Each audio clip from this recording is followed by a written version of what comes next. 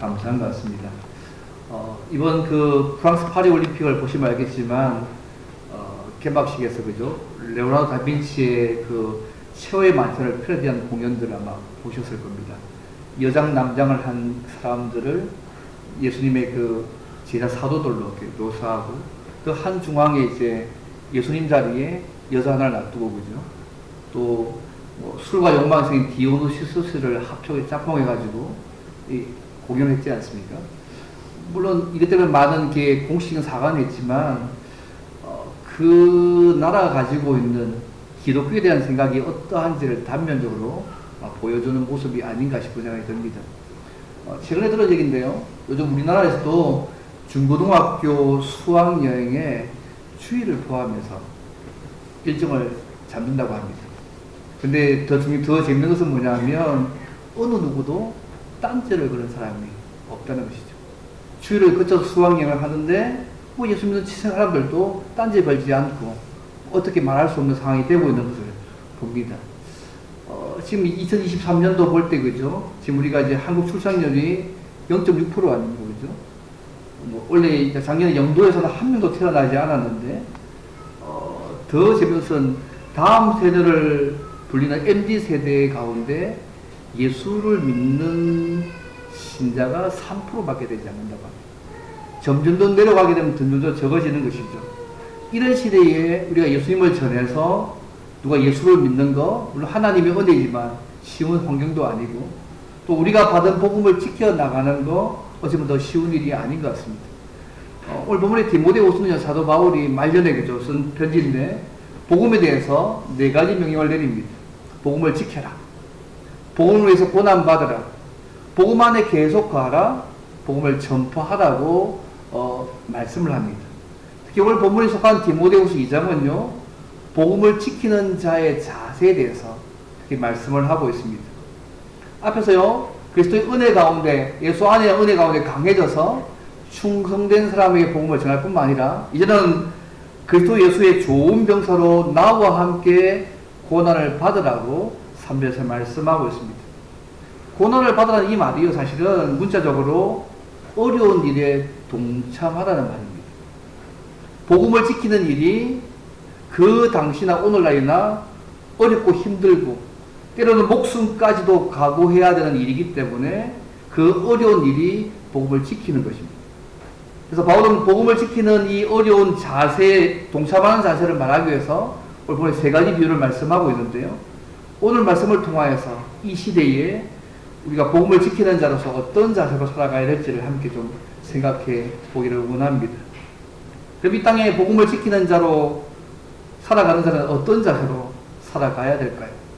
첫째는요, 예수의 좋은 병사로 주께서 기뻐하시는 복음과 영적인 싸움에 헌신해야 합니다. 주께서 기뻐하시는 복음에 대해서 영적인 싸움에 헌신하는 삶을 살아가야 합니다. 오늘 3절 말씀 보시면 바울이 예수의 좋은 병사라고 말씀합니다. 쉽게 말해 예수님을 위해서 헌신된 병사라는 말이겠죠. 사실 신자는요, 사령관 예수님의 병사로서 선한 싸움을 위해서 부름을 받은 사람들입니다. 병사로 부름받은 사람이요, 이 직업군이잖아요. 뭐 안전하거나 편한 시간을 기대하지 않습니다. 어떤 공경과 위험과 고난도 당연한 일로 받아들입니다. 예수님의 좋은 병사는요, 훈련과 고난을 감내하는 헌신적인 사람이 될 뿐만 아니라 온갖 종류의 복음의 대적과 싸우는 사람입니다. 근데 오늘 본문을 보시면 군인에게 이걸 더 강조하고 있는 게 아니고요, 더 중요한 것은 뭐냐 하면 주님의 병사는 개인적인 일에 얽매이지 않는다고 말씀하고 있습니다. 4절 말씀 보시면 병사로 복무하는 자는 자기 생활에 얽매이는 자가 하나도 없나니. 이 바울 당시에 로마 군인은요, 결혼을 할 수 없었다고 합니다. 그리고 20년 동안 엄격하게 복무했답니다. 그러니까 20년 동안 복무하니까 살아서 제대한 사람이 절반에 못 미쳤다고 말합니다. 그러면 우리가 예수 복음을 위해서 부르심을 받았다면 우리가 개인적 이 말 자체가, 자기 생활에 얽매이지 말라는 이 말 자체가 우리의 개인적인 삶을 살지 말라는 말씀, 그 말씀은 아닙니다. 우리가 가정에 속해 있지 않습니까? 내가 속한 직장에 속해 있기도 하고요. 이 사회 속에 살고 있기 때문에 이 가운데 살면서 마땅히 행해야 될 의무들은 반드시 해야 합니다. 디모데후서 4장 이런 말씀 있지 않습니까? 하나님이 지으신 모든 것이 선함에 감사함으로 받으면 버릴 것이 없나니. 우리를 가정 속에, 직장 속에, 사회 속에 두셨기 때문에 그곳에서 신자는 이 가운데 살면서 마땅히 행해야 될 모습들을 가져야 합니다. 그럼 오늘 본문의 말씀이에요. 예수의 병사로서 자기 생활에 얽매이지 말아야 된다는 말이 뭘까요? 개인 활동하지 말라는 말씀이 아닙니다. 굳이 따지면 지나치게 우리를 부르신 자를 기쁘시게 하기 위해서 세속적인 생활에 얽매여서는 안 된다고 말씀하고 있습니다. 주님의 병사로서 우리가 영적인 적들과 싸움을 하지 못하도록 우리를 방해하는 것들에 얽매여서는 안 된다는 것이죠. 우리가 주님의 예수님의 좋은 영적인 병사로서 우리가 삶을 살아갈 때 그렇게 살지 못하게 우리를 방해하고 얽매는 것들이 이런 삶에 어떤 것들이 있습니까? 왜 우리가 이런 삶을 살아가야 합니까? 4절 말씀 보시면요. 이는 병사로 모집한 자를 기쁘게 하려 함이라고 말씀하고 있습니다. 한마디로 우리를 부르신 자를 기쁘시게 하기 위해서 우리가 자기 생활에 얽매이지 않아야 된다고 말씀하고 있습니다. 그래서 이것이 우리의 삶의 중요한 동기라고 생각합니다. 우리를 부르신 그분의 목적대로 살아가는 삶, 그분을 기쁘시게 하는 삶을 위해서라면 그렇게 살지 못하도록 우리를 얽매이는 것들을 벗어버리는 삶들을 살아가라고 말씀하고 있는 것입니다. 그리고 오늘 우리의 삶 가운데요, 내가 주님을 기쁘시게 하기 위해서 또 주님께서 나를 부르신 목적대로 삶을 살기 위해서 살려고 하는데 나를 방해하고 나를 얽매고 나를 붙잡고 있는 우리의 삶의 주변의 모습들이 있습니까? 모든 것이 다 가하지만 이런 관점에서 볼 때는 모든 것이 다 가하지 않을 수 있지 않습니까? 자기 생활을 하지 말라는 말씀하고 있는 것이 아닙니다. 우리를 부르신 그분의 기쁘신 뜻을 위해서 그 목적을 따라서 사는데 방해되어지는 우리를 얽매고 있는 그 삶은 벗어버려라고 말씀하고 있다는 것입니다. 예전에 미국의 포천지에서요, 실패한 사람들 2,500명을 대상으로 실패의 원인에 대해서 조사한 적이 있었습니다. 여러 가지 답이 나왔습니다. 그 중에 가장 공통적인 대답이 뭐냐면, 왜 실패했을까? 결정력 부족이었다. 제때에 바르게 결단하지 못했기 때문에 실패했다는 것입니다. 우리가 그리스도 예수의 좋은 병사가 되기 위해서는 우리를 부르신 그 주님을 기쁘시게 하기 위해서 얽매이는 모든 것들을 벗어버리는 결단을 늘 하는 자가 될 필요가 있습니다. 우리가 알고 있지 않습니까? 어떤 것이 우리의 삶에 내가 주님을 기쁘시게 하기 위해서 주께서 나를 부르신 목적에 따라 사는데 방해가 되고 있는 것, 죄는 아니지만 방해가 되고도 우리의 삶의 모습이 있지 않습니까? 그것이 우리를 얽매고 있다면 그것을 벗어버리라고 본문이 말씀하고 있습니다. 여러분, 남은 생애에 무엇이 되고 싶고 무엇을 하고 싶으십니까? 뭐 좁게는 20년, 30년, 40년, 더 넓게 50년 사실 분들인데요. 무엇이 되고 싶고 무엇을 하고 싶으십니까? 그 일을 하고 싶어하는 진짜 이유가 무엇입니까? 저는 그것이 우리가 살아가는 삶의 목적이고 우리의 비전이라고 생각합니다. 적어도 예수 믿는 우리는 사나 죽으나 하나님의 영광과 기쁨을 위해서 살아가야 합니다. 그것이 주님의 좋은 병사가 살아가는 목적입니다. 그리고 우리의 목적 그리 되면 좋겠습니다. 늘 하나님의 영광과 기쁨을 위해서 사는 것이 되면 좋겠습니다. 사랑하는 성도 여러분, 그리스도 예수의 좋은 병사로 살아가고 계시죠? 우리가 인정하든 인정하지 않든 우리는 그리스도 예수의 병사로서 싸울 수밖에 없는 사람들입니다. 근데 우리가 예수의 좋은 병사가 되고자 한다면 어렵고 힘든 복음을 지키는 고난받는 삶도 살 것을 각오해야 합니다. 복음을 지키기 위해서 때는 손해보기도 하고 희생하는 삶들 감수해야 합니다. 영적인 훈련과 고난의 삶을 당연한 것으로 받아들여야 합니다. 더 나아가서 우리를 얼매기 하고 영적인 싸움을 하지 못하도록 우리를 미혹하는 것은 무엇이든지 벗어버리고 주께서 인정하시고 기뻐하시는 영적인 싸움에 온 마음을 다해서 헌신하는 삶들을 살아가야 합니다. 그래서 사나 죽으나 하나님의 영광과 기쁨을 위해서 살아서 그분의 마음에 합하고 기쁨이 되는 축복받는 주의 백성들이 되기를 바랍니다. 우리 이 삶은 주의 은혜가 필요합니다. 1절 말씀처럼 예수 그리스도의 은혜 속에서 강해져야지만 우리가 살 수 있는 삶입니다. 그래서 우리가요, 주께서 기뻐하시는 복음과 동시에 주님께서 영적인 싸움에 헌신하는 삶들을 접해 살아가야 되고요. 그럼 두 번째로 복음을 지키는 또 다른 자세는 어떤 모습일까요? 하나님의 법을 지키며 합당한 삶을 살면서 복음을 전해야 합니다. 이게 두 번째 모습입니다. 바울은 복음을 전하는 자를요, 법을 준수하는 경기자로 비유합니다. 5절 말씀 보시면요, 경기하는 자가 법대로 경기하지 아니하면 승리자의 관을 얻지 못할 것이라고 말씀하고 있습니다. 지금 우리가 올림픽 도적인데요, 모든 스포츠에 규칙이 다 있지 않습니까? 당시 기록에 의하면 헬라의 여러 경기에서도 규칙을 가지고 있었습니다. 예를 들면 적어도 10개월 동안은 훈련할 것을 맹세해야지만 출전 자격을 얻을 수 있었던 그런 규칙 같은 게 있었습니다. 그리고 모든 종목에 거의 상이 있었는데 월계가 아닌 상이었습니다. 그러나 경기자가요, 법대로 경기하지 않았다면 아무리 우수한 모습이 있어도 상을 얻을 수가 없었습니다. 예를 들면 그 당시에 경기를 하는 장소가 정해져 있었거든요. 그 장소에서 경쟁하지 않은 선수는요, 실격을 당했습니다. 어쨌든 경기자가 법대로 경기하지 않으면 그 상을 얻을 수 없는 것이 그 당시 규칙이었습니다. 이처럼 우리 신자들이요, 합법적으로 하나님의 말씀에 따라서 믿음의 경주를 해야 된다고 우리 본문이 말씀하고 있습니다.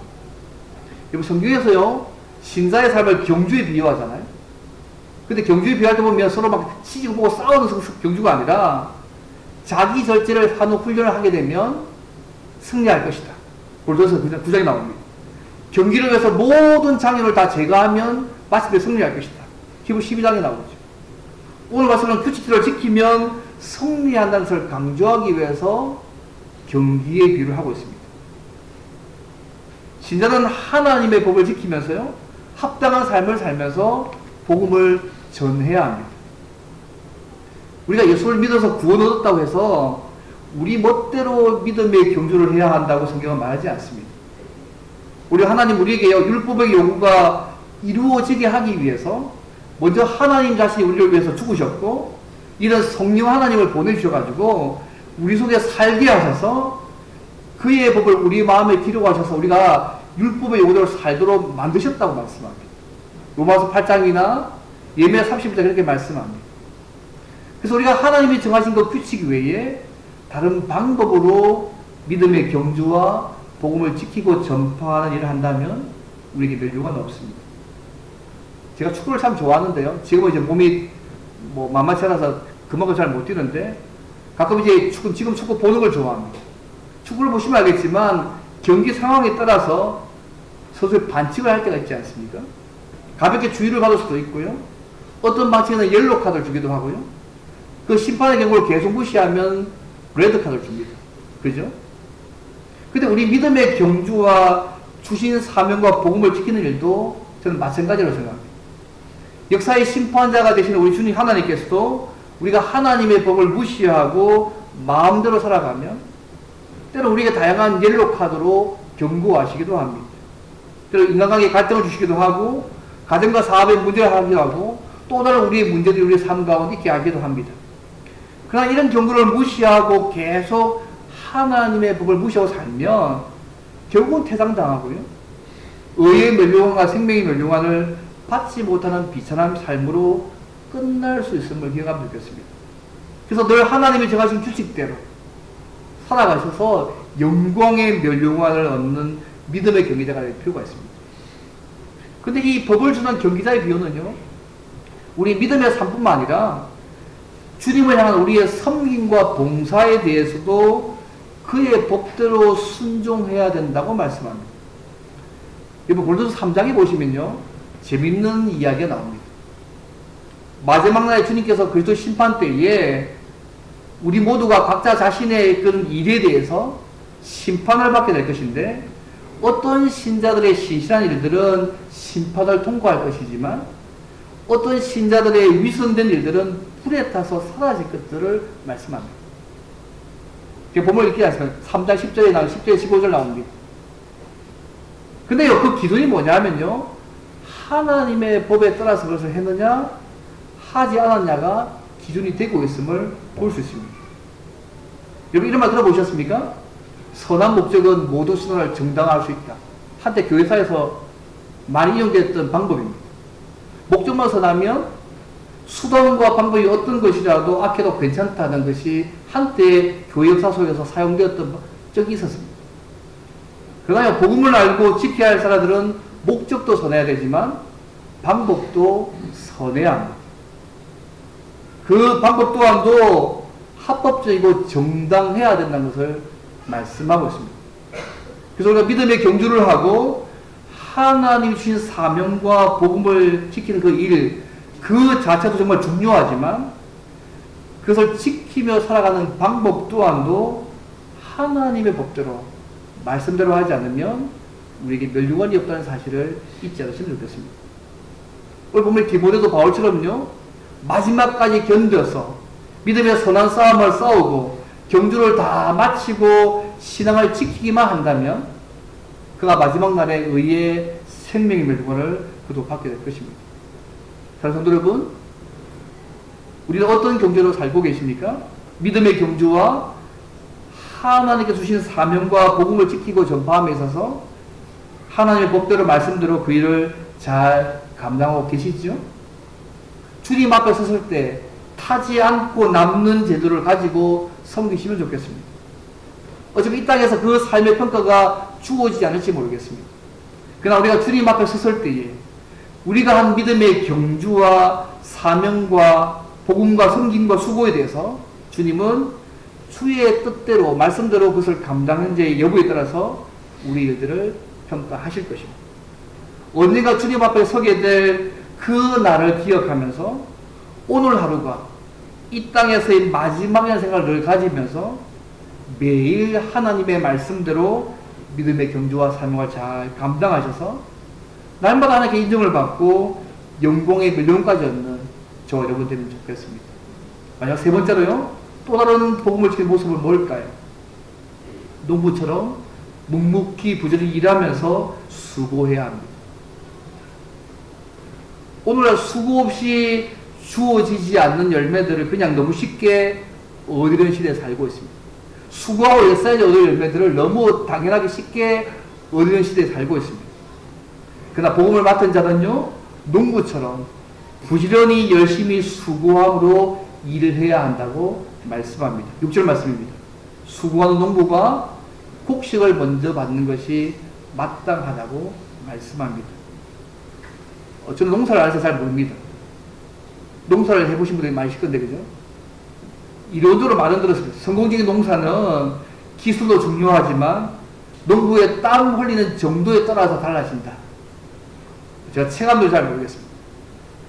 텃밭 같은 거 씹어보시면 이제 집 앞에 그 정도밖에 못 심었는데요. 어쨌든 아무리 땅이 박하고 기후가 모질고 농부가 기분이 나빠도 자신의 일에 계속 농부는 매달려야 합니다. 일을 시작한 농부는 뒤를 돌아봐서는 결코 안 됩니다.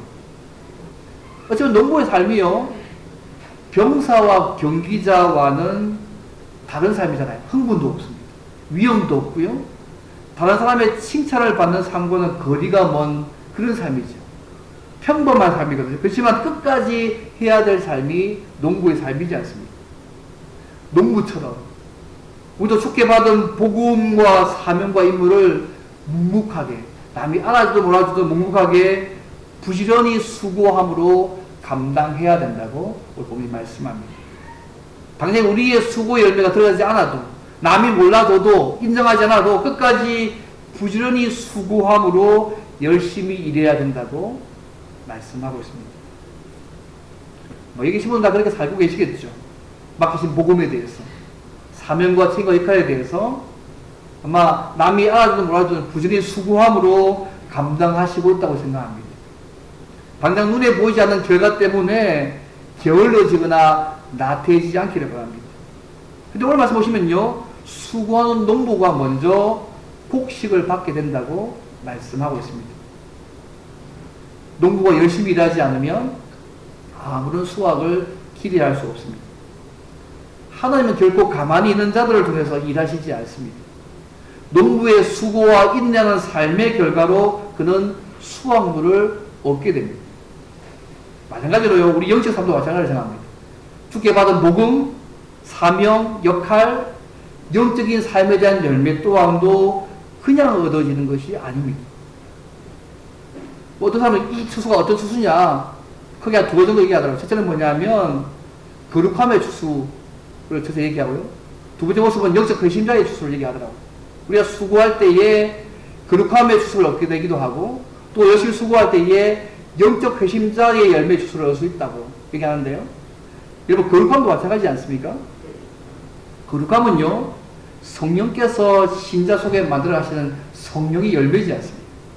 그런데 이건 성령만의 역할이 아니라 우리 편에서 이 거룩의 수확물을 추수하기 위해서는 성령 하나님께서 원하시는 소원과 자극들을 따라가야 되고요, 우리 자신들을 훈련시켜서 성령을 따라 행하고 성령을 위해서 심어야지만 우리의 삶 가운데 거룩함이 상태적으로 맺혀갑니다.